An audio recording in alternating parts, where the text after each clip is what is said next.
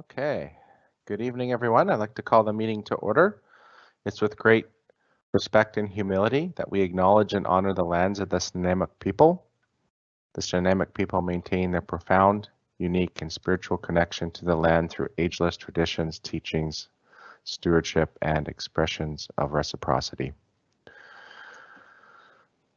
Are there any additions, deletions, or changes in order to the agenda this evening? Seeing none, can I get a motion to adopt the agenda?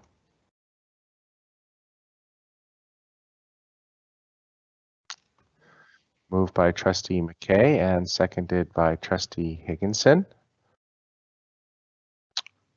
Anyone opposed to adoption of the agenda? Seeing none, the agenda has been approved. Thank you, everyone. Moving on to the minutes of the Business Committee meeting held on March the 2nd, 2022. There's a motion to approve the minutes. Would someone like to move that?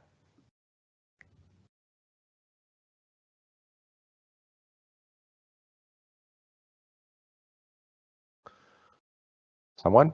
Thank you, Chair McKay. Moved by Trustee McKay, seconded by Trustee Berzovic.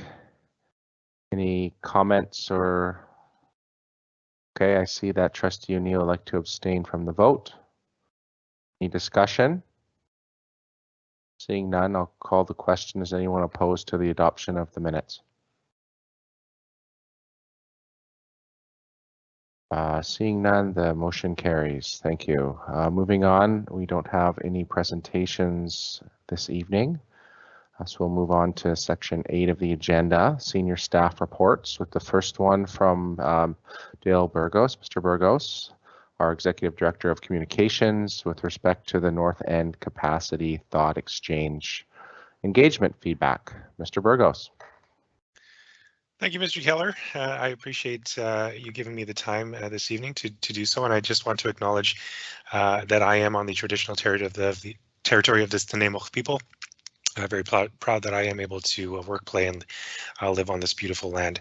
I just wanted to refer everyone to the information sheet in the board agenda, and it is for the information sheet on the thought exchange feedback for the North End capacity consultation that just recently ended. And I'll provide a brief highlight, but of course, if you want to get more of the information, I'm going to invite everyone to just dig deeper into the links that that is provided in the information sheet. But First things first, I just wanted to point out that the engagement itself started on February the 23rd. We kept that open for a few weeks, and we wanted to make sure that we heard back from the community. Now, there's a list of schools there that are directly affected in the North End capacity engagement, and maybe for those people who are watching at home, we have, and I'll mention the schools here. So Solaire, Departure Bay, Dover Bay, École Hammond Bay, Frank J. McGirr, Randerson Ridge, Rock City, Seaview, Uplands Park, and Wellington. And so, as you all know, that's a mixture of elementary and secondary schools. So in that timeline, that engagement, we engaged families through School Messenger. We engaged staff through our internal email system. We use Thought Exchange, and so that's the online platform that we've used many times already, and some people who are not familiar with it, it's an online engagement platform where we invite people to share their thoughts, and those people can also rate other people's thoughts as well. And we also use social media for promotion. We did send reminders out March 21st and March 28th, so that was during the March break, and then we kept that open until April the 1st, I believe it is. Friday, April 1st was the last day for that opportunity. We also offered the opportunity for people at home to provide feedback via email through a consultation at sd68.bc.ca email. We received about 24 responses, and those are also in the agenda package. Highlights, if you'd like to see all of the highlights, again, I invite you to take a look at the report, which is a summary report, but I did pull some of that information and share it here in the information sheet. So the majority of people that took part in the Thought Exchange were parents or caregivers of students in the district. So that translated to 77% of those participants. 16% of the participants were an employee of the district, and then the rest of the numbers were quite minor and did not register in the thought exchange, but you can see that 2 students took part. We also had 1 person from a member of a partner group, 34 people from a member of the general community, so that was about 6%, and then there was a 1% other. Also, one of the qualifier questions, 72% or 420 of the participants were parents or caregivers of a student that attended a school or that attends a school in the district. If you wanted to see the summary of participants, again, that's also in the Thought Exchange summary report. But in total, 615 participants took part, which worked out to about 453 thoughts and almost 9,000 ratings, which again is a very good amount of ratings. Now, what you'll want to see as a board is what were people talking about? What were the high ratings? What were we seeing? And so a little bit of what that is, and let me just pull that up just on my screen here. Once you click on the link, so for example, the first link is the summary report that I had mentioned. Then there's 3 other links, and so a total of 4 links. The first one is top thoughts by participant category, and what we're looking at. Thank you, Karen. I didn't. Nobody saw me talking there for a while. Parent, caregiver of a student in the district, employee of the district, and member of the general community. So again, those were the pieces that we wanted to pull, and that's the most participants that took part that actually registered in our report. So let me just, I'm going to find a different screen here and get to my Thought Exchange reports. And again, I'll just talk about maybe the top 2 ones that we see. So for parent and caregiver of a student in the district, the top thought, reopen Rutherford. 1 trustee pushed the vote over to close it. Should never have been done with our burgeoning population and growth in the North End. Kids need space. Reopen Rutherford was the second top one. Again, it's already prepared to be opened immediately, and I'll go to the third one. Again, Rutherford was mentioned, and even the 4th top thought was reopen Rutherford. When you look at, if you dig down a little bit more into the data there, we look at 25 people as the top thought, rated that as a 4.5 or higher star.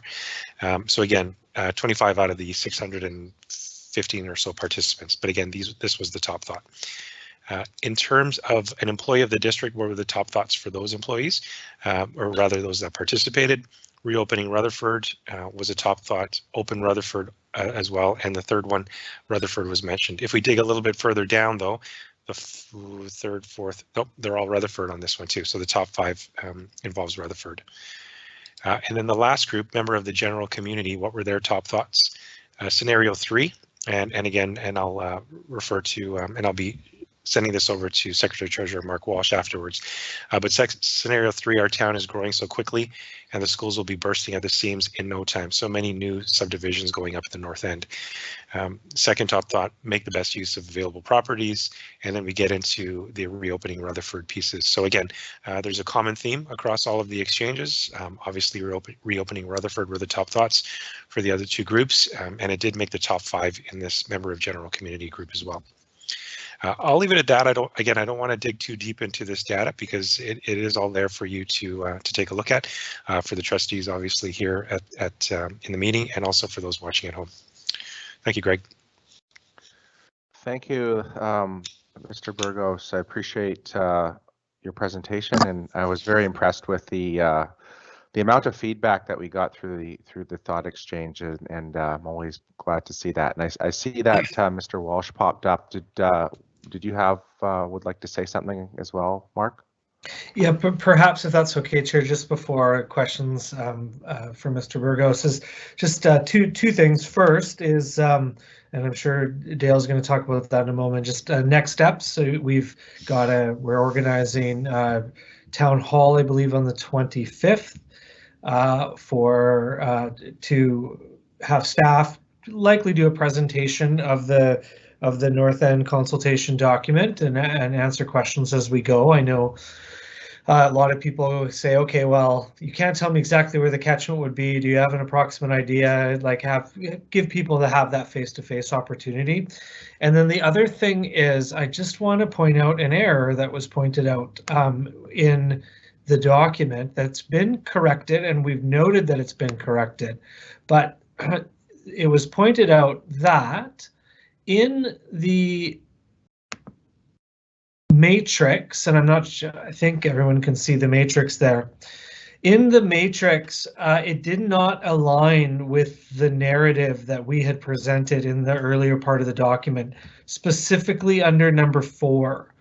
So the operational cost of opening a school, or what of the scenario, and originally Hammond Bay was a 4, Rutherford was a 1, and so therefore those are actually incorrect based off of the narrative. So in reality, opening Rutherford or opening a new school are significantly more expensive than the other 2 options from an operating perspective. Talk a little bit about that when we get to the budget. And then opening Hammond Bay is not as so expensive because it's already opened, doesn't need the same kind of overhead that a new school would need. So ultimately, based off of these, just aligning with the narrative, it does change the kind of outcome. Again, these are just, you know, quick and easy way of providing some comparisons from staff's perspective, but it was pointed out correctly that they were not aligned with the narrative. So they've been corrected. You'll notice there's a update there, and when we do our next presentation to the public, we will be very clear about that correction. Thank you, Mr. Walsh. I see we have a question. If we could entertain that now at this time from Trustee Berzovic. Thank you, Mr. Chair. And actually, it may be better. Mr. Burgos may cover it in what he's about to say next. My first question, I've got about 3 here, was that the report states there'll be an online session in April, and I just was wondering who it's open to and any other details staff could provide about that. So what that might look like. Sure. Through the chair, if I may. Yes, so Mr. Walsh had mentioned that there will be an online session, and so that we'll do that through Teams, so that it's very convenient for the people at home to take part. And so that is happening on, I believe it is April the 25th at 5 p.m. We will be sharing that link out with the community, with the families. We want to obviously provide that opportunity for everyone to provide feedback. There were some questions, and I should point that out in the email feedback that we received, and I did respond to the ones that we were able to respond to, and then of course some other questions further would come rather when we would open this up for the community to take part. So again, long story short, yes, there will be an opportunity, and it will be virtual. Tanya. Trustee Berzovic, would you like a follow-up? No, because my other questions are related to a different issue, so I'll leave it. Okay, thank you. So we'll move on. Next on the list is Trustee Higginson. Thank you. First question is, I'm always appreciative when people take the time to write in. I think it shows a certain level of commitment and just hoping that when we do the open house that we're actually going to send direct invitations to those folks who took the time rather than kind of assuming that they might get it in a different way. Okay. Sounds good. And I have another question, but it's totally separate, so I will not try to squeeze it in as a follow-up. I will put myself back on the list. Okay. So I have a question next, and if Trustee Higginson and Berzovic want to add themselves back to the list, that would be great. So I'm not sure, Mr. Burgos, if this would be best answered by you or Mr. Walsh, but my question is, could you share with us a little bit about what the process would look like going forward beyond the, I think we mentioned town hall or online engagement?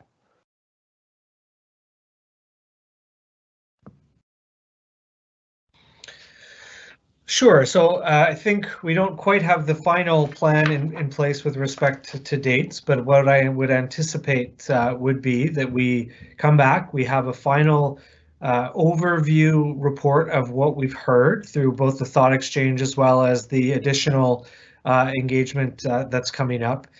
In addition, we would also, if there's further demand, we're happy to make more time for folks to get that, or if there's additional information that needs to be provided.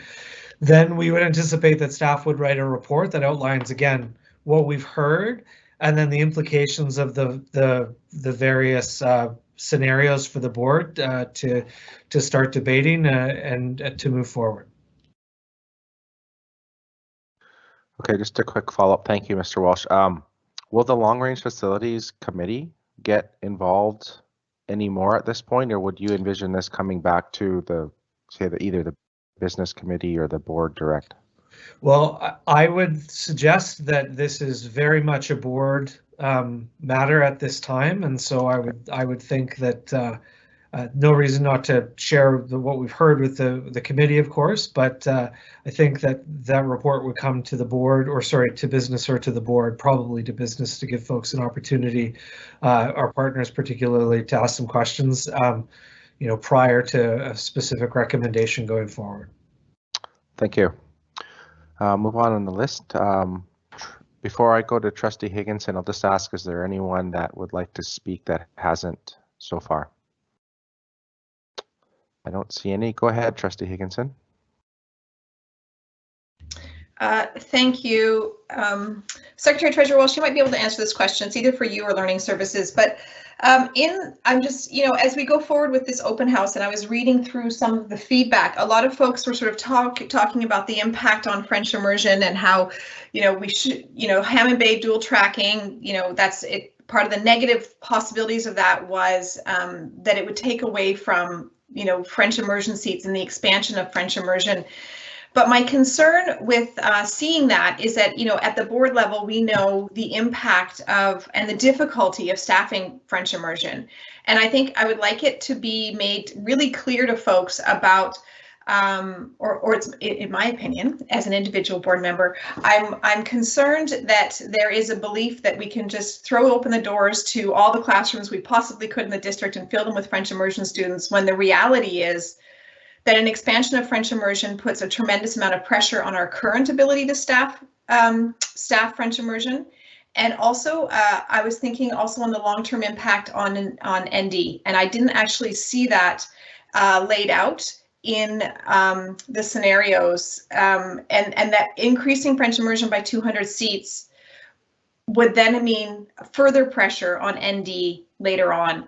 And I just want to make sure that the impact, the negative side of increasing French immersion that perhaps is not totally known to the public is also part of the open house, so that people are making fully informed, when they're offering their opinions.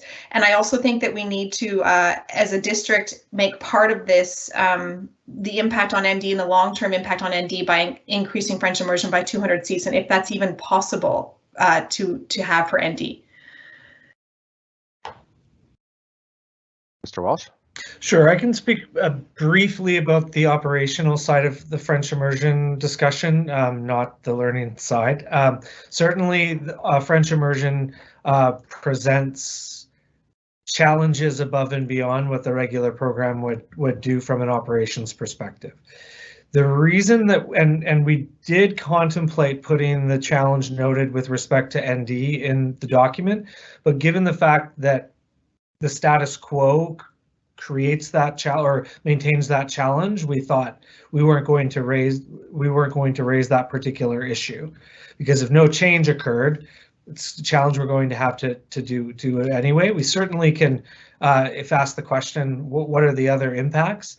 We could certainly do that. I was under the assumption that when we did the expansion at Hammond Bay, those are some of the topics that probably would have been kicked around the table, and so it's a bit of an omission on my part, but also a little bit purposeful in the sense that it's already going to be happening unless we decide to change. And we were careful not to paint, well, frankly, we were careful not to promote too much the idea of a dual track. In this, we didn't want to be suggested again that the operational kind of tail is wagging the educational dog when it comes to a decision that the board has already made. Trustee Higginson, would you like a follow-up to your question? Yeah, just 2 points. I think one thing to keep in mind when it comes to the expansion of Hammond Bay is that originally the expansion was always envisioned to include the 6 classrooms that had, I believe it was 6 classrooms that were in portables. And it sort of happened very quickly that it became 10. It was all a very quick decision. And so I think originally as a board member who was part of that, the original intention of the expansion was to take kids out of portables. But I might be misremembering. I see Mr. Davey coming on. It happened all very quickly to get us up to the 10 classrooms. But the other point that I had, which is completely gone from my head now, so I'll have to just, I'm hungry, so I'll have to just wait and see if it comes back to me before the end. Thanks. And I see that Mr. Davey came up on the screen. Would you like to chime in on this one, Tim? Sure. Thank you, Mr. Chair. Through you, just context as well around the Hammond Bay expansion and expanding French immersion was consideration for two pieces. There's a lengthy wait list associated with French immersion programming, so that was part of it. And then on top of that, the pressures with the North End schools. And when staff had taken a look at where the waitlisted students were coming from, a lot of those students were noted to be in the North End schools. So it was deemed that with the pressure on the English track schools in the North End, we could actually pull some of the French immersion or some students from those schools to the French immersion school. Yes, Trustee Higginson is correct that it is a challenge. It's a recruitment challenge, in terms of an HR perspective to hire French immersion teachers. We were aware of that, and we knew that we would have to be more diligent, I guess, in terms of targeting French immersion teachers once the once Hammond Bay expansion had occurred. So, Thanks, Tim. So, Trustee Higginson, I see that you had typed something in there, and I'm not quite sure if this was part of your follow-up question or if you would add yourself back to the list as a separate question. No, it's just that I remembered what my thing was. Sorry, and my point to that was part of my follow-up that I forgot, but now I remember. Sorry, I will eat after I stop speaking this time. Is that I think that the pressures that class size and composition have put on the system sort of added a new layer into all of this. And so while I appreciate the idea that we are going to make sure that we don't let operational barriers get in the way of educational programming, one of the biggest things I hear about as a trustee when I have a zone school that has a French immersion school is concerns from families about how long it takes to replace staff and how long sometimes classrooms go unstaffed at the beginning of the year. And so while we really don't want operational barriers to impact educational programming, if we can't staff the program, then I think that's a big operational barrier that actually impacts educational programming. So I'm just at some point hoping we can have sort of a longer term discussion about that and make sure that that's part of our thought process in going forward. Thank you for sharing your thoughts, Trustee Higginson. I'm going to go to Trustee McKay because she hasn't had a chance to speak yet. Thanks, Greg. I just wanted to add on to what Trustee Higginson sort of touched on, and it's that secondary capacity piece with NDSS as the catchment school for our French immersion students. I just wanted to let the board know that as a component of our work plan, as we begin planning our work and next steps forward, we've planned this consultation piece, but we've also are looking down the road to say we know that ND, I mean, we're all well aware of the ND capacity crunch that we have, and that is going to be the next steps of our conversations at the LRFP committee as well, because we want to be taking a look at making sure that whatever decisions come out of this consultation, what those impacts will be, and then how do we address them in the other facilities that are going to be impacted. So it's definitely something we're paying attention to, and it's planned discussions and work for that committee as well. So I just wanted to make sure that the board was aware that the committee is also considering that. Thank you. Thank you. I'll move on down to our next speaker, Trustee Berzovic. Thank you very much, Chair. Through you, Chair, to staff, whoever feels they can answer this. In reading the reports, I went fairly in depth in reading the whole thought exchange. I noticed two things that are recurring things I've heard in since even before I became a trustee, but certainly since I become a trustee. one was, and they're both to do with high school configurations, and one was just people who feel that it was a mistake to go to the 8 to 12 model, and the other is the notion of changing the feeder schools to take pressure off Dover, because there's some real concerns about the size of Dover and how big Dover is getting. So I'm just wondering if staff would be able or willing to, when they're preparing their presentation for the next phase of the consultation, to just maybe a couple sentences that address those questions. Like, would it make a difference if we, for the high school numbers, if we moved one of the schools out of the Dover catchment into Wellington, or would it just create a problem at Wellington, for example? So Trustee Berzovic, I assume that's a question? That is a question. That was okay. that was me trying to combine two things into one thing and make it a question. I see that. Thank you. And I see that Thank Mr. you, Walsh Mr. popped Walsh. up. Did you get that question, Mr. Walsh? Yes. So what I will say with respect to grade configuration, I couldn't really make a comment on that. That hasn't been something that's been envisioned as far as I'm aware, and I wouldn't have the expertise to suggest that that's a direction that the board would want to discuss or put out into the community as something they're seriously contemplating, unless they really wanted to contemplate it. With respect to catchments, that is definitely something that, and even feeder schools, that is definitely something that's going to be on the table.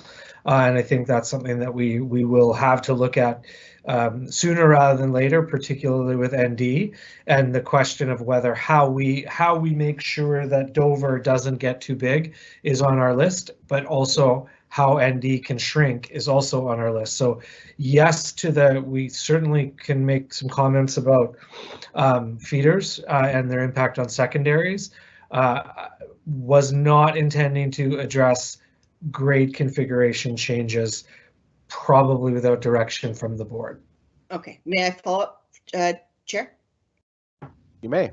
Yes, thank you. And actually, you've sort of answered my question in one way. I guess what I'm getting at is I know that it isn't the direction. The grade configuration changes is not a direction we want to go in. And I intellectually have an understanding of why, but don't have the tools to explain it when people come up to me and ask me. So I guess that's what I'm struggling with. So, and I know it's not something we want to dig into really deeply tonight, or even in too near the future, but I'm just wondering if at some point we could figure out even a couple, and I guess that might be a question for Mr. Davey, to just sort of explain once and for all in a couple of sentences why it's never been something the board's considered. Yeah, so I'm just putting it out there because, like I say, I've heard it multiple times, and I struggle with not having an answer beyond, well, we just don't think it's a good idea. Thank you, Trustees Berzovic. I see that Mr. Davey popped up. Would you like to respond, Mr. Davey? Thank you, through Mr. Chair. So I don't have a direct response as to why the board may not have considered this. I believe, through the years, it probably has been something that has been considered, but I would suggest not as of late. I think the options that we would be looking at here are obviously, elementary, middle school, and a secondary school version, depending on what configuration you have for a middle school component, or as we've had in the past, back in the day when I was a student here, Trustee Berzovic, I believe for you as well, we probably both attended school around the time where we had the elementary, the junior high school, and the senior high school model. So really, this is a lengthy discussion that probably involves quite an extensive consultation process, and really looking at the pedagogy, the curricular impact on students. And I would also suggest reconfiguring schools is going to have a bearing of sorts on budgetary decisions as well. So this, again, as with the previous response from Secretary Treasurer Walsh, would probably not be something that we would be looking at unless there was a direction from the board to take steps in this regard. So. Okay, thank you. Thank you. Thank I you. think I can use that to explain it to the, yeah, thank you. Thank you. Thank you. So I don't see anyone further on the list. I have one more question for staff. There were some comments in the thought exchange regarding sort of catchments, and I was hoping that perhaps Mr. Walsh or someone else could help me understand the process that we'll be going through for the board to discuss catchments in relation to each of the presented options. Sure. So through Mr. Chair, I was not envisioning that we would be presenting draft catchments as part of the board's decision-making process. What we were planning, and again, we can go the direction of the board, is what we were planning is once the board has made a determination of the scenario, if any, that it wanted to go forward with, at that time we would then sit down and probably create a implementation committee, and the implementation committee would start the work of creating the catchments that make the most sense, that are, respectful of neighborhoods, that ensure that there's future population to support that, that anticipate future growth, that are walkable, etc. But that work, particularly with our consultant, is relatively expensive to do if we weren't going to be proceeding with one of them. And so it's kind of the next stage is what we envisioned. No, thank you, Mr. Ross. That makes a lot of sense to me, actually, as more, I think, just knowing how it fits in the process and knowing that there will be a space for that discussion to happen at some point before any decision ultimately gets implemented. So thank you for that. I don't see anyone else in the chat wishing to speak, so I think we're good to move on to item 8.2 in the agenda, which is the 2022-2023 budget discussions. And I'll hand that back over to you, Mr. Walsh. Thank you, Mr. Chair. And before I start, I am going to change my background here. So this will be one of the tackier presentations you've seen. I'm not a PowerPoint person particularly, but we are starting to look at the budget and are looking at calling it the Reconnect and Recover budget. And I'll go into a bit of detail on what we're looking at here from a preliminary perspective. So tonight it's obviously preliminary. Learning Services is doing some final tweaks about some recommendations to support board goals from some of the presentations that you've heard as we move forward. But we are, I would describe, a very fortunate school district in the province of British Columbia in this budgetary year. We are not looking at reductions of ongoing programming. We are, in fact, looking at the possibility of being able to make at least a small reinvestment in programming in the district. And so we call it Reconnect for a couple of reasons, and I'll get into maybe a bit more depth, but a couple things. One is that, and I see Mr. Hutchins is on tonight, kids from across the world are reconnecting with our school district to the point where our international revenues may well end up being some of the highest they've ever been.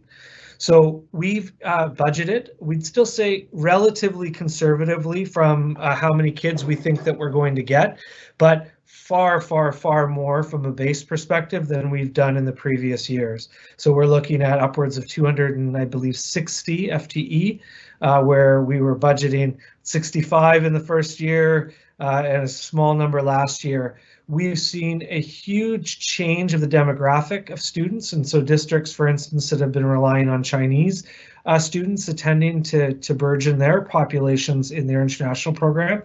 What we've seen is a huge shift of European students, of Brazilian students, Mexican students, Turkish students coming to Nanaimo Ladysmith and expanding because there's such high demand and our competitors don't necessarily have the homestays to support them.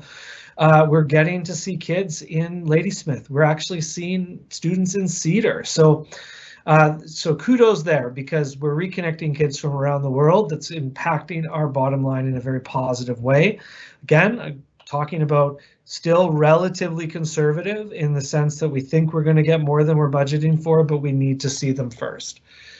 Also, we're reconnecting kids to our bricks and mortar. We are anticipating the continued return to schools, as we've talked about our enrollment.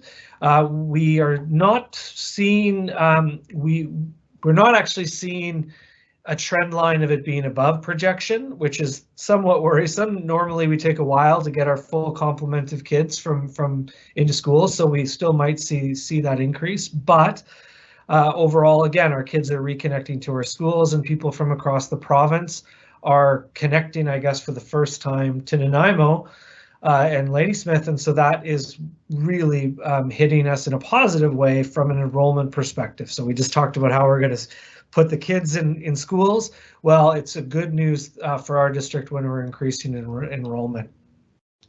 And then recover. And so this is where we're not quite ready to, Learning Services is still working on some of the things that they're focusing on to serve that recovery for students coming back from COVID, to support them in their mental health and their connections to school. And so we are pleased to present at least the preliminary information with respect to the budget this evening. So page 39 of the agenda, we do have the memo that outlines our preliminary base of how we're building our budget. So a couple of important things that we need to note is the first bullet says all items from the 2021-2022 amended budget that were funded by restricted or unrestricted surplus have been removed. So that is a fairly significant total. The board invested really a huge investment in one-time funds into our schools, trying to support kids as much as possible with all the available resources that we had. And so those get pulled back, so we don't have that money ongoing. We knew we wouldn't have that money ongoing. One thing to note, and you will see us come back to you in September if the event that we're in a surplus position, is that we again have not instituted the transfer from operating to local capital, particularly to pay for our Wi-Fi as well as to pay for some of our replacement computers. We do anticipate, we're just finalizing our Q3 right now, so we are cautiously optimistic we'll have surplus that we will come back to the board and say we need to invest. We need to buy some more, replacement computers, etc. But at this time, we didn't feel it was required in the base budget for the year. We've adjusted the grant for the new enrollment. We've removed one-time grants and their expenditures, so they should be even.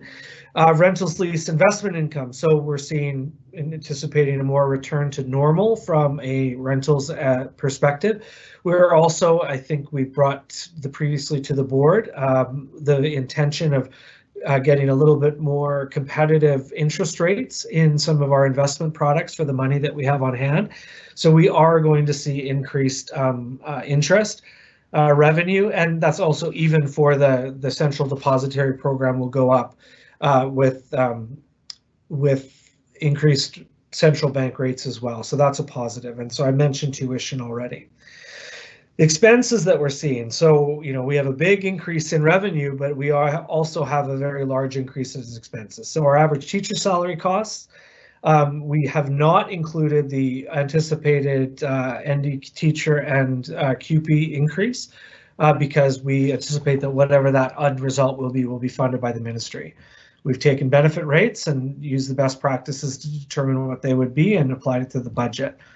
Replacement costs. So this is not the employment standards changes. This is just replacement costs more broadly have been significantly above what they've been typically. And we anticipate that given people's awareness of COVID and colds and illness, that's going to continue. We've adjusted we haven't made any changes to the formulas for schools, but we've adjusted, of course, what schools would be getting based off of enrollment. We have, you'll notice a calendar change, so a few more hours for some of our QP folks that had to be paid for, 10-month folks. And then we have put a contingency in the budget for anticipated salary increases for exempt and principal staff, as we do on a yearly basis. International student education, there is more expenses associated with the increased revenue as well, although the revenue increase outweighs the expense, but we have probably up to 300 kids going to be staying with people, and we just cannot, we need to make sure that the supports are there from a risk management perspective. We do note that the one change that you will see is that we will be seeing a retirement, and I just am going to take a moment, Mr. Chair, if you'd indulge me, just to, and we will do this more formally, but I just do want to take a moment. We had to put this in the budget, so it's had to come out the way that it did. Staff already know, but our amazing and experienced Miss Hambly is going to be retiring at the end of the fiscal year. And I cannot tell you how much we appreciate her in all of our departments, but me particularly in getting to know the district and the job that she does. So much of the work that you see presented by me is really standing on the shoulders of the work that Maureen has done. So she will be retiring. And so what that meant is we took a look at the department, and what we determined was that we didn't need to keep the management structure that was in place. And so we will be reducing the department by a manager. We're taking 2/3 of those dollars and getting 2 QP positions, one for payroll, and we'll be talking about the employment standards changes in a second. And so thankfully, we're already looking to hire a payroll person and 1 additional clerical support in the finance world, and the remaining money is going back in to support educational initiatives. So not often do you hear us come to reduce a manager proactively, but that's what's happening this year. Contract differences, inflation hits contracts, and so we have a variety of services that we have with our digital service providers that we need to cover. And then finally, an adjustment for the Employment Standards Act. And so for those of you that don't know, we were a little bit caught off guard in that the government has instituted changes to the Employment Standards Act that give all employees 5 days of sick pay per calendar year, not fiscal year. And they actually started it 2 weeks ago. And so we're already starting to see the fiscal impact of that. And so when you think about that, the example would be, I am a teacher and I know I have prep next Monday, and I call that teacher that the TTOC I really use all the time. And so great, okay, well, that's going to cost the district $330. Well, all of a sudden that prep teacher is sick and can't come, or the TTOC is sick, can't come. Now a new TTOC is called and both of them are paid. And so we're paying essentially twice for the same, or three times potentially for the same position. And so we're anticipating a very large hit to the budget. I will say that we're being cautious in our number. I'm hopeful that it won't come to that, but we are anticipating a $675,000 impact on the board. So throughout the memo, you will see the changes and the one-time funding that's being reduced on page 41, and then what we're adding back.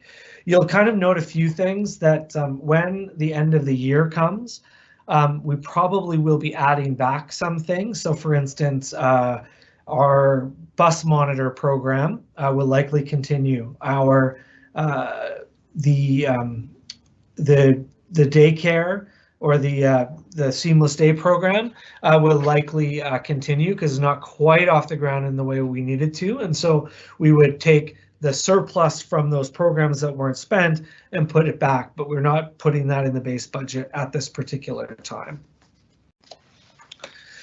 So the bottom line on page 41 is that we say that our preliminary annual budget of $152,508,160. We were anticipating a surplus of approximately $988,606, but unfortunately, due to the impact of the Employment Standards Act, we're looking at about $313,606. The one other piece to bring up is that we also, and I want to recognize the Ministry of Education for a moment. Every year we've had this challenge where our Classroom Enhancement Fund dollars have been funded at 90%. So what that's meant is that the high schools see this artificial cut every spring, and then we know we're going to get to 100% of CEF, and so we end up having to wait till September. The ministry has actually funded CEF at 100 this year. That's a change, and we really appreciate it. So what we're not seeing is an artificial reduction, only to put the staffing back in September. So the bottom line is described on page 42, and I'm not quite sure when the next meeting is for Learning Services to come and present the recommendation for the expenditure of the $313,606 to meet the board goals, but I think that'll be at the next meeting. So very happy to answer any questions. And again, I would say that we are fortunate as a district to be in the fiscal position that we are in. Thank you, Mr. Walsh. Great presentation. We do have a couple of speakers that have questions, and the first one is Trustee McKay. Thank you. So first, in all the years I've been watching budgets, I have to say thank you, Mr. Walsh, for giving us a named budget this year. How interesting. That's not something we've done before, but the idea of reconnecting and recovering and being able to fund things, I think, is an important note as we move through this process for us to consider as a board.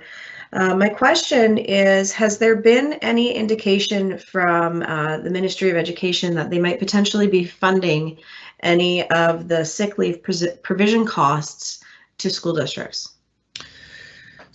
So through you, Mr. Chair, at this time, we have not heard any indication that that's an intention.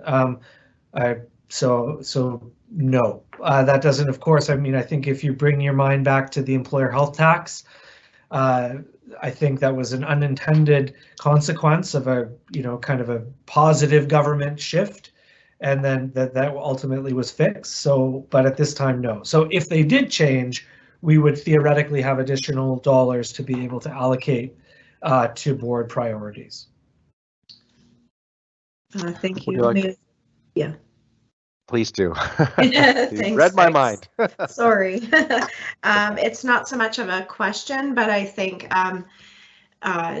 just to share my thinking with the board, I appreciate the comparison to the health tax and the shifts that happened there, because there were, for all of the right reasons, unintended consequences that had a negative impact on, a school board's ability to provide services to students. And so I feel like we're sort of going into another position like that in this circumstance, and 675,000. It's a significant number when we're thinking about reconnecting and recovering with students and staff, and building up our schools to have the supports that we're hearing regularly from families and students, and particularly the students that are saying they need more supports in schools. So it feels like a big impact. So I guess I would just like to share with the board that I'm putting my mind to some advocacy that I would like to discuss with the board at the regular board meeting. I'm not fully prepared to do that this evening. I'd like to put some more thought to it, but I do believe that there's a place for the board to do some advocacy on this, because those unintended consequences, I think the ministry needs to be aware of, and that's where we can bring our local voice to the ministry to make sure that that they're aware of where we're at. So I just wanted to share that with the board, that's my thinking right now based on the response from Mark. Thanks. Thank you. And Mark, you had your hand up.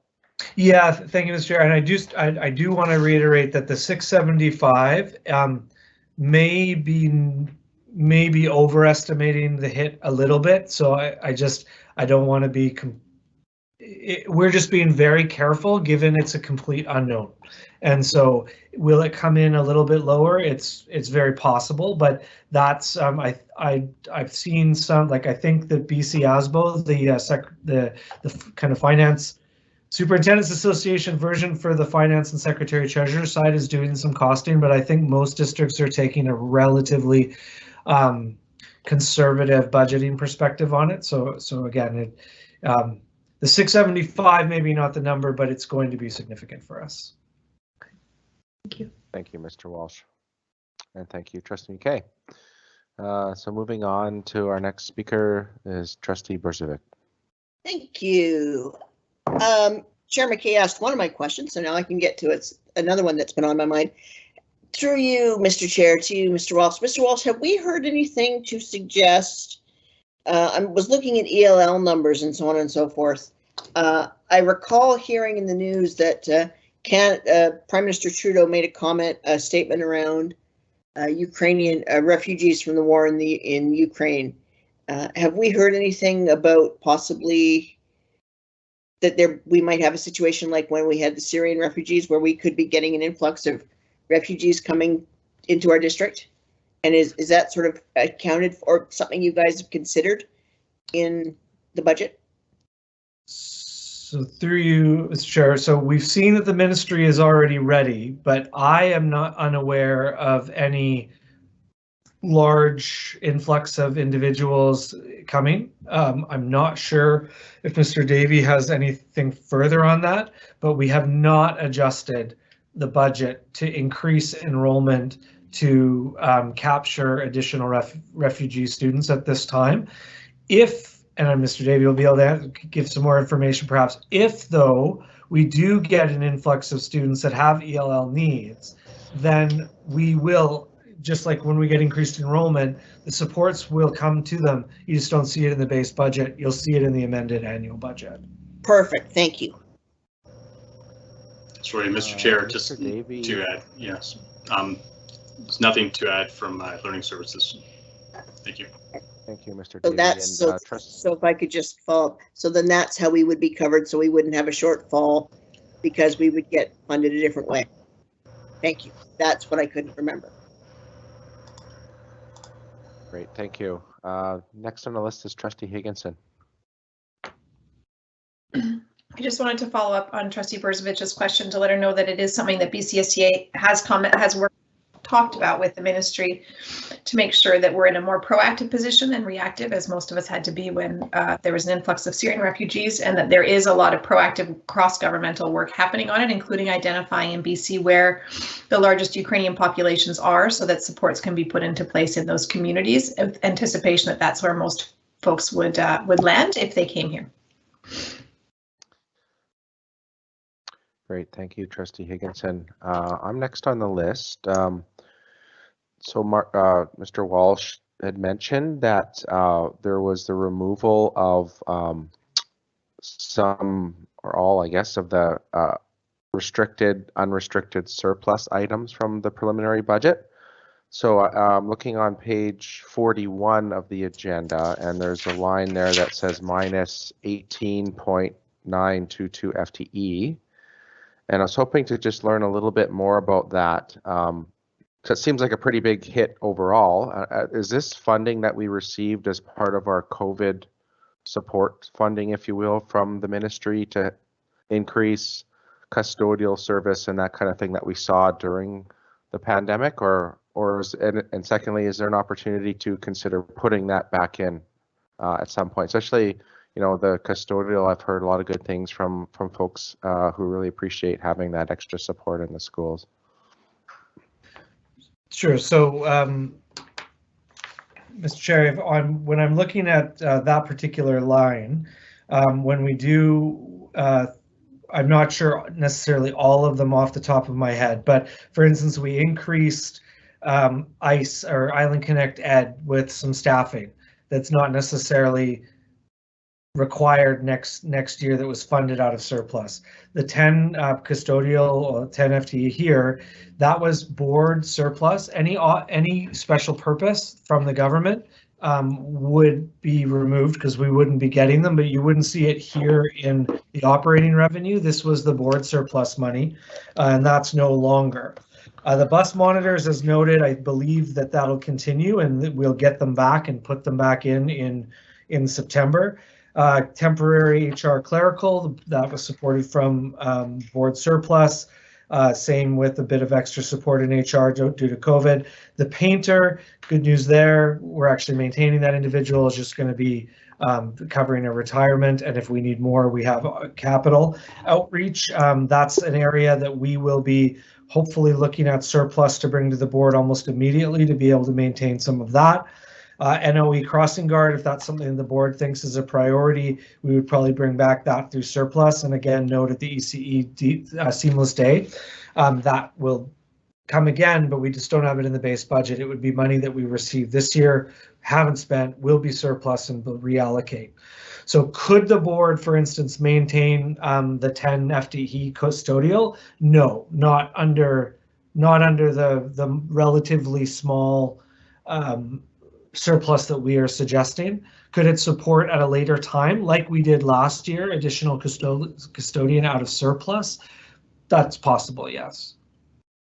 But I will say one thing is that we don't anticipate the same spraying program that we had this year, which means that that's a lot of FTE that wouldn't be required even if we kind of wanted to increase time in schools. That is a lot of time.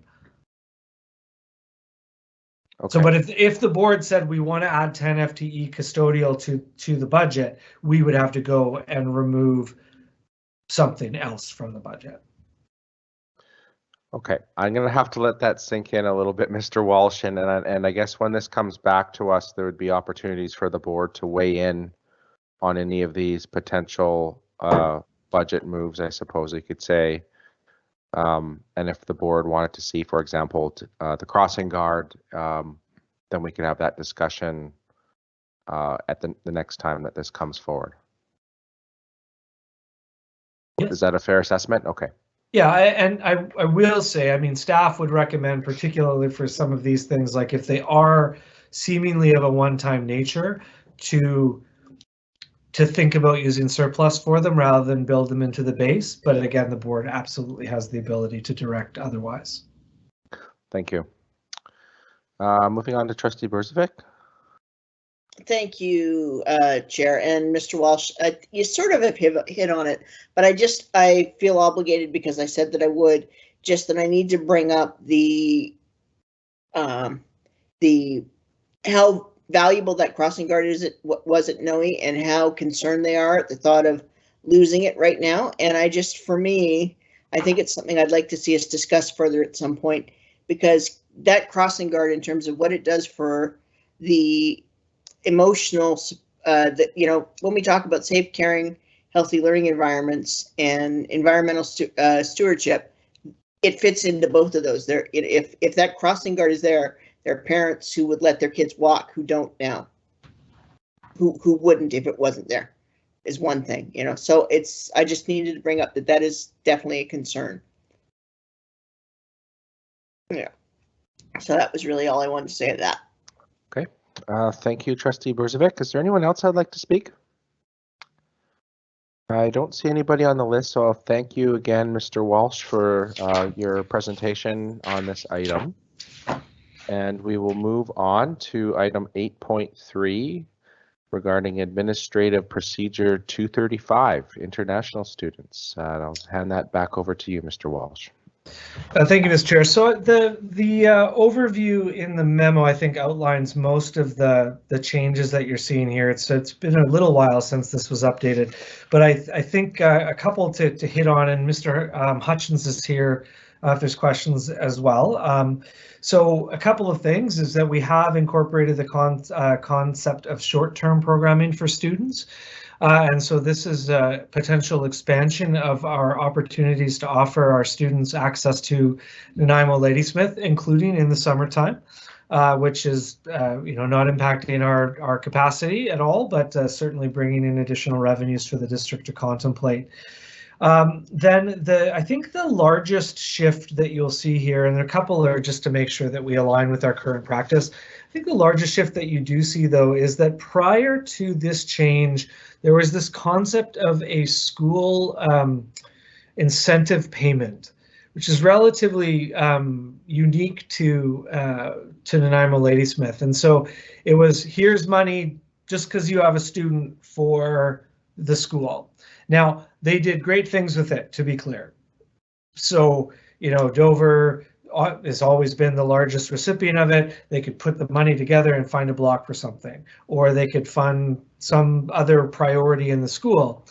But what we've had a conversation was, and I can't express the admiration I have for our secondary group of administrators coming together to discuss this issue in a very open and best for the district perspective.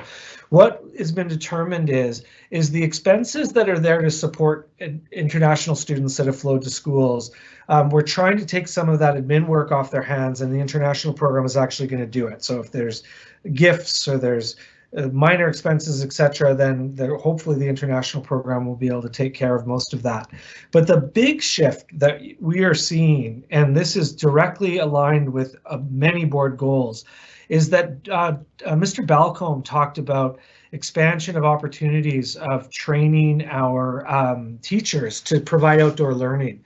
And so one of the big focuses, and we're not here to talk about the international program business model really, but I do want to highlight it, and maybe Rob wants to jump in, but is a big demand from international students for outdoor programming. And we have some great programs in this district, but they are not widespread. And so by taking this money and giving it to international, centralizing it in the international program to be able to start sending out to find champions in schools and support them to be able to get to do this.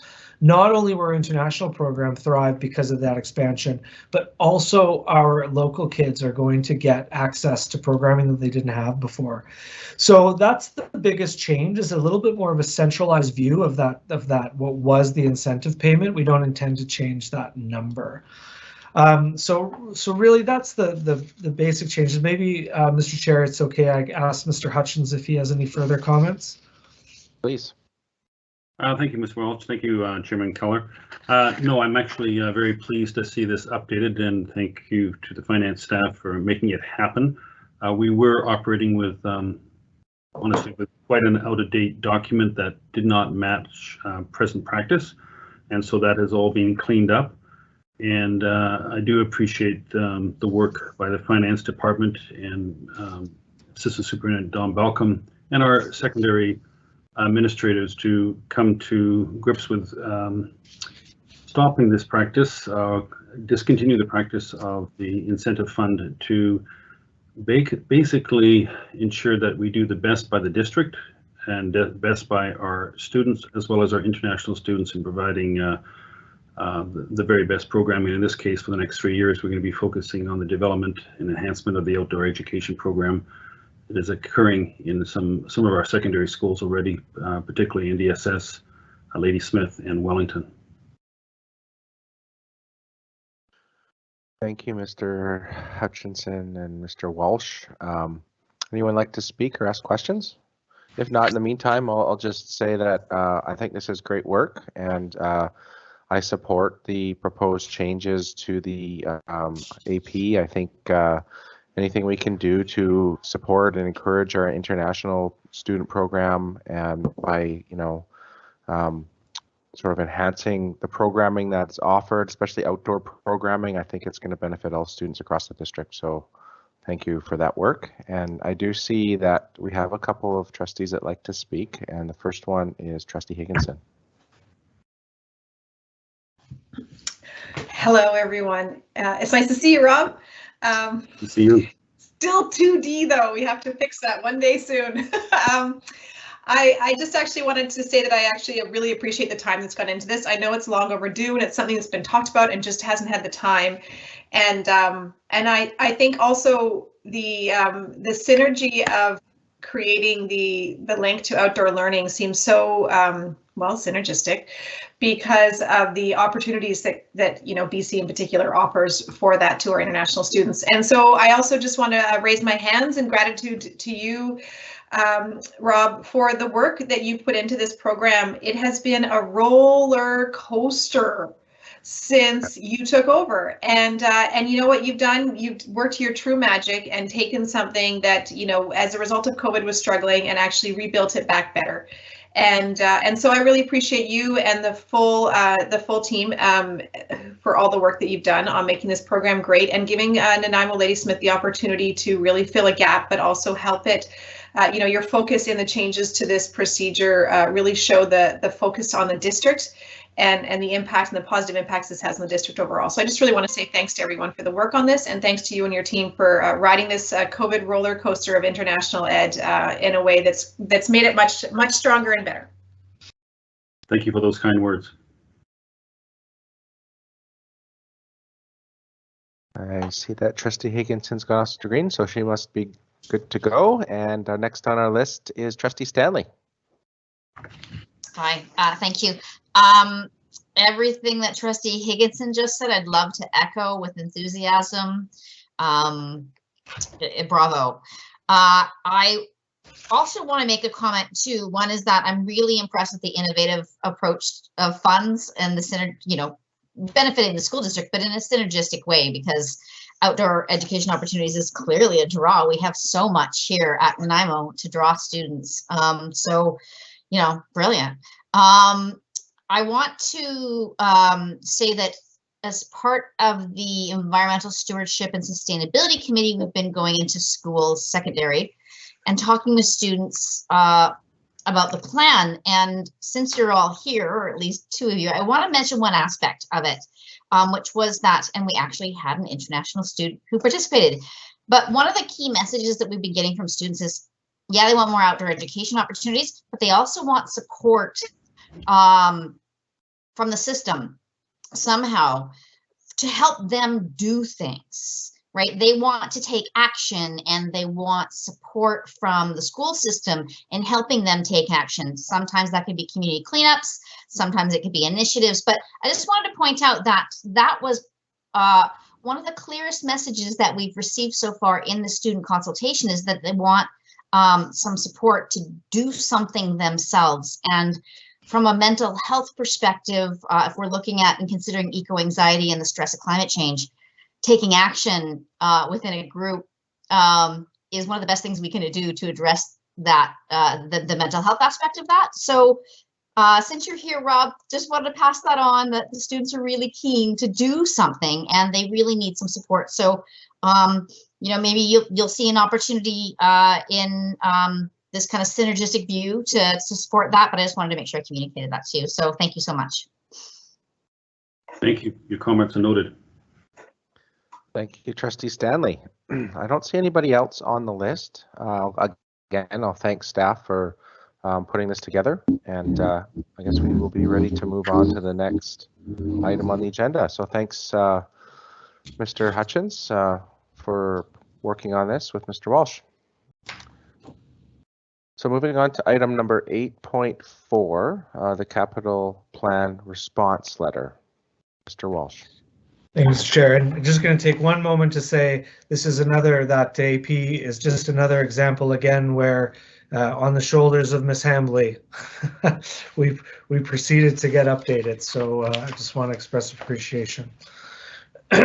So with respect to the final item here is the capital plan bylaw. And so we have some good news, and I think we have some great news on this front. And so, as the board will recall, there's a variety of areas that we apply to on a yearly basis to get support from the Ministry of Education.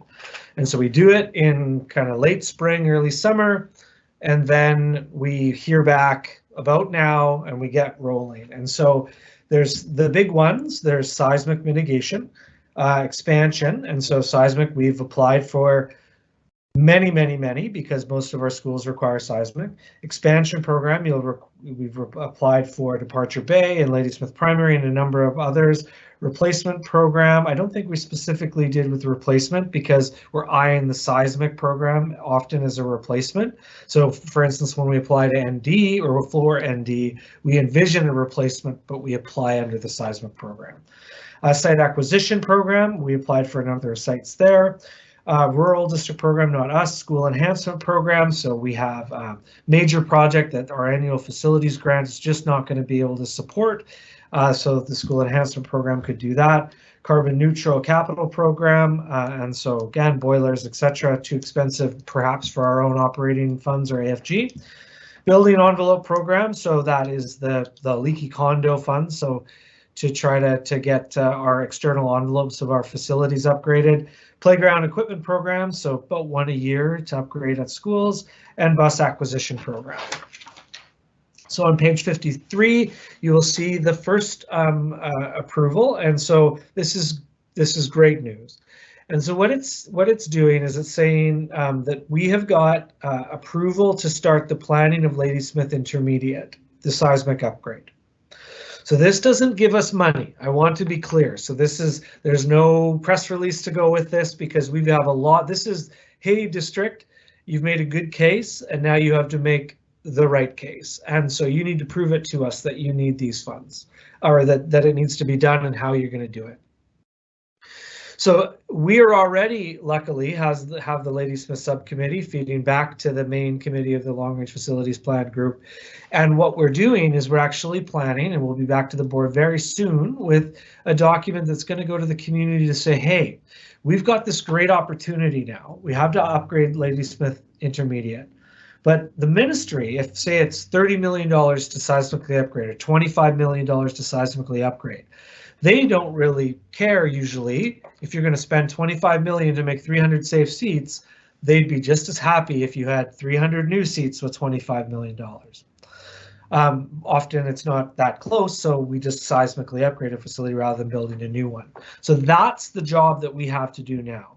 We need to show the ministry, one, that it needs a seismic, there's no doubt about that. What we think the cost of it, what the cost of a new build is, and why a new build would be better. And then in the case of Ladysmith, we have lots of discussion with our community about how they want the long-term programming to be provided. I'm not going to go too more in depth there, but this is the beginning of a multi-year process, but it's a very good beginning. So typically, we're very confident that in a few years, or well, not even a few years, but we're going to be able to put forward this program to Treasury Board approval and get rolling. So it's not a formal approval, but it's the approval enough to get started. So that's excellent news. Then our other programs, we have Ladysmith Intermediate HVAC upgrades. Now, we right now are looking actually at potentially, we might come back to you with the amendment to this bylaw. We are actually looking and talking with group about how can we provide an HVAC system that's effective for Ladysmith Intermediate without actually going and spending all this money, given that we want to replace it. So it's a bit of a tough timing issue, and so those discussions are ongoing. But at this time, we'd still get the money, go find out what we think, what it would look like. But perhaps we'll end up trying to get a second project approved and put back Ladysmith, apply again, get it added to the cost of a new build. John Barsby, here's an example of us just looking to lower our GHG emissions and getting the facility upgraded. Solaire, a new playground, not likely to welcome the kids back in September, but soon after.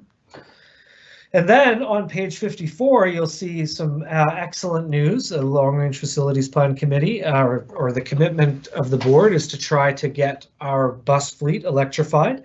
As you'll see, we're getting support for 3. So this is 2 that were worn out and 1 that was in an accident. And so the ministry has said, take that insurance money, apply for a new one, and they've given us support. So we're going to be up to 7. So which is basically a third of our bus fleet in 3 years. So that's really, really positive move from lowering our emissions. So happy to answer questions.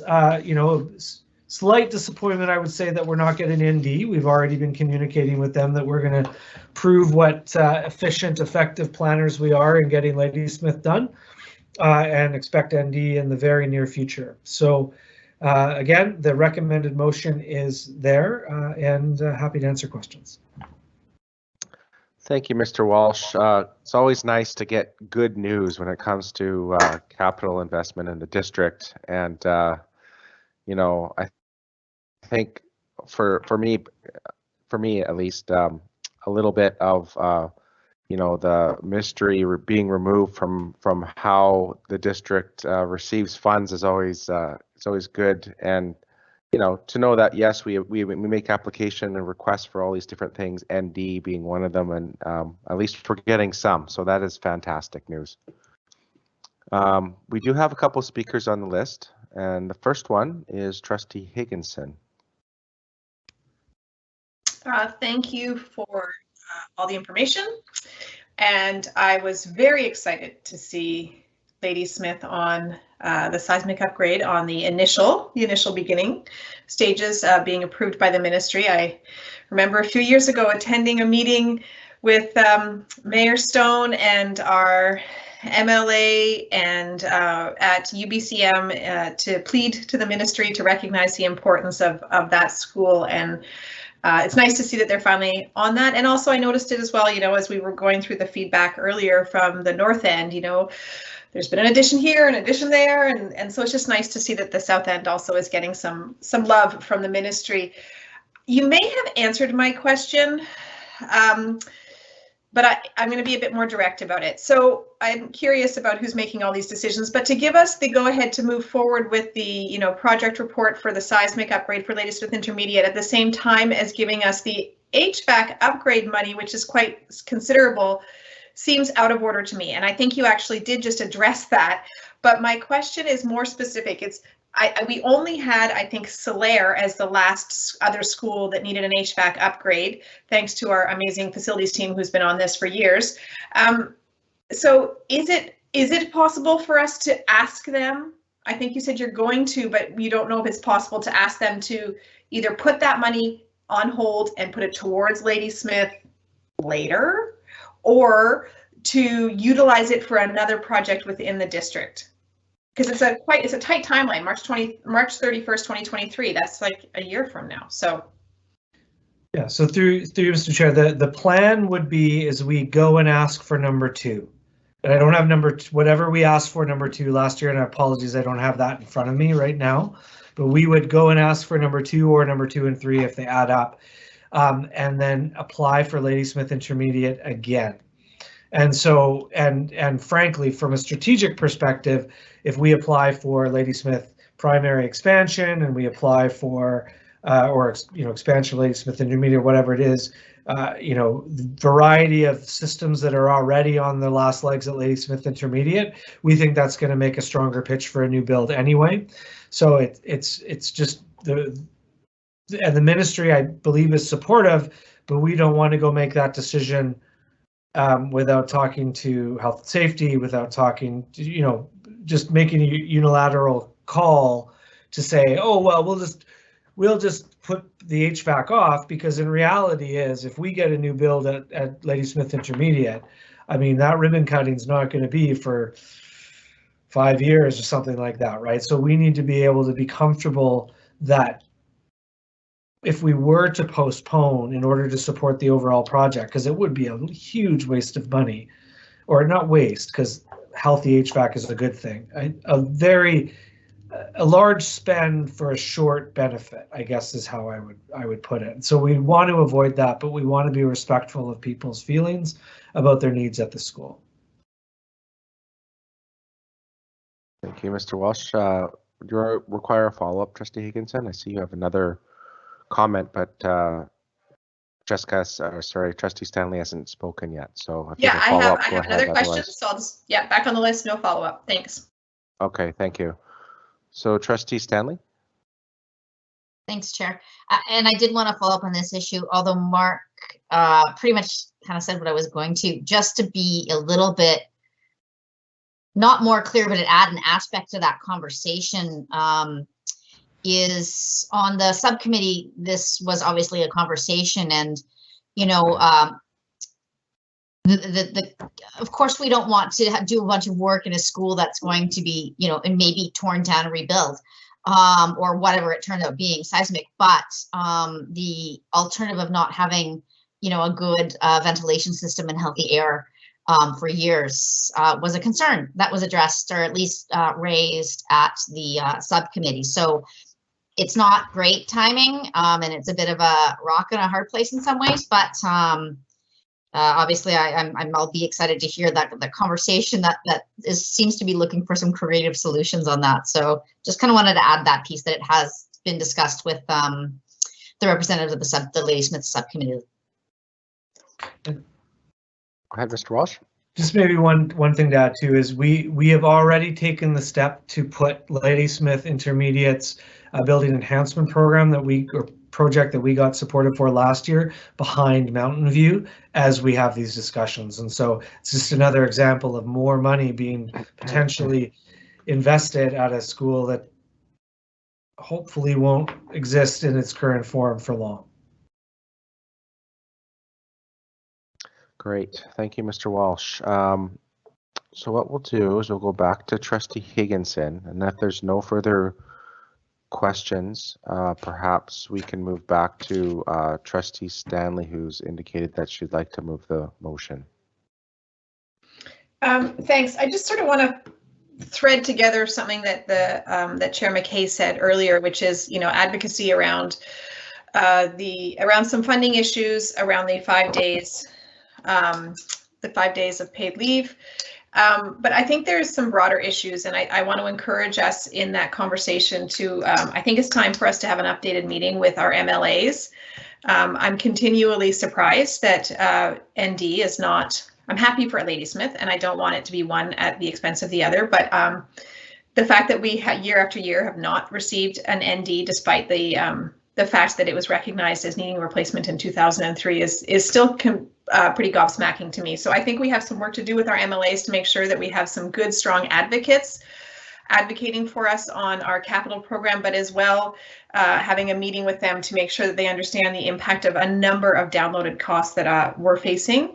And I'm really glad that our Secretary Treasurer outlined the positive financial position that we're in comparison to some other districts, but it won't take much for us to not be in that position. And there's been a number of flags, I think, through this meeting today that tell me that as part of this advocacy plan, we do need to sit down and have a strong meeting with our MLAs to let them know some of the things that are happening in our district and how they can support us to make sure that our students have the best experience possible.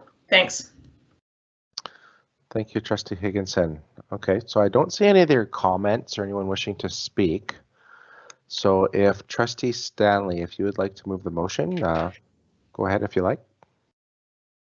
Thank you. That the Business Committee recommends that the Board of Education of School District number 68, Nanaimo Ladysmith, give all 3 readings of the capital bylaw number 2022-23/23 CPSD 68-01 in one meeting and adopt capital plan bylaw number 2022/23 CPSD 68-01. Thank you, Trustee Stanley. And that has been seconded by Trustee Berzovic. Trustee Stanley, would you like to motivate the motion? I think it's been pretty much motivated. I'll just say that this is a great opportunity for our district. I'm really happy for Ladysmith. Yes, we need a new ND, but this is great news. And I hope we support this because it's a good move forward. Thanks. Thank you. Any other speakers wishing to speak to the motion? Before I call the question, I'll just say that I'll echo Trustee Stanley's comments and that I'm very pleased that we were able to receive support from the ministry for the Ladysmith project, and I look forward to seeing the outcome of that. So thank you. And seeing no other comments or people wishing to speak, I'll call the question. Is there any trustees or are there any trustees who oppose the motion? Seeing none, the motion carries unanimously. Thanks, everyone. Thanks, Mr. Walsh and staff for being here this evening. And we'll move on. We don't have any correspondence referred from the regular board meeting or unfinished business or new business. Nothing for information. And do we have any questions, Miss Matthews? Question period? No, we don't. Thank you. And last item, item 14, can I get a motion to adjourn?